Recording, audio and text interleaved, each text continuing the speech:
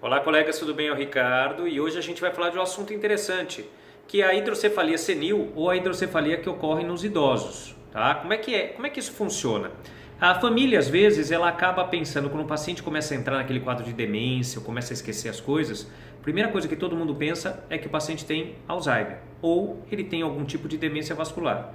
E a gente tem que entender que tem alguns estudos que estão mostrando que, às vezes, esse tipo de demência, 5% dos pacientes que começam a apresentar um quadro de demência, às vezes é por hidrocefalia. E o mais legal disso tudo é que alguns pacientes que apresentam essa hidrocefalia, eles podem passar por processos cirúrgicos e isso pode se reverter. Então, isso é muito interessante. A única coisa que a gente tem que pensar é o seguinte: não são todos os pacientes que podem sofrer esse tipo de processo cirúrgico para reverter esse quadro.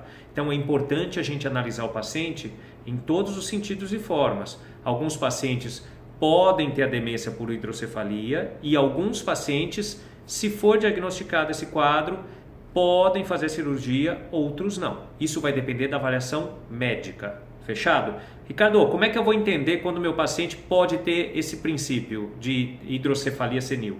Olha, geralmente os sinais de uma hidrocefalia senil ou de uma demência, a gente começa com, logicamente, a dificuldade de raciocínio ou dificuldade de memória, a dificuldade de andar e quadro de incontinência urinária. Então, quando a gente começa a perceber algumas situações como essa, interessante procurar o médico para ser avaliado, para ver realmente o que é. Tá certo? Da parte da fisioterapia, o fisioterapeuta tem que estar atento a esse quadro, tem que discutir com o médico. Por quê? Porque pode ser uma hidrocefalia, como pode ser um Alzheimer, como pode ser uma demência vascular, e aí a gente vai ter que priorizar, vai ter que, vamos dizer assim, trabalhar, fazer a programação do nosso trabalho como fisioterapeuta em função da patologia específica do nosso paciente.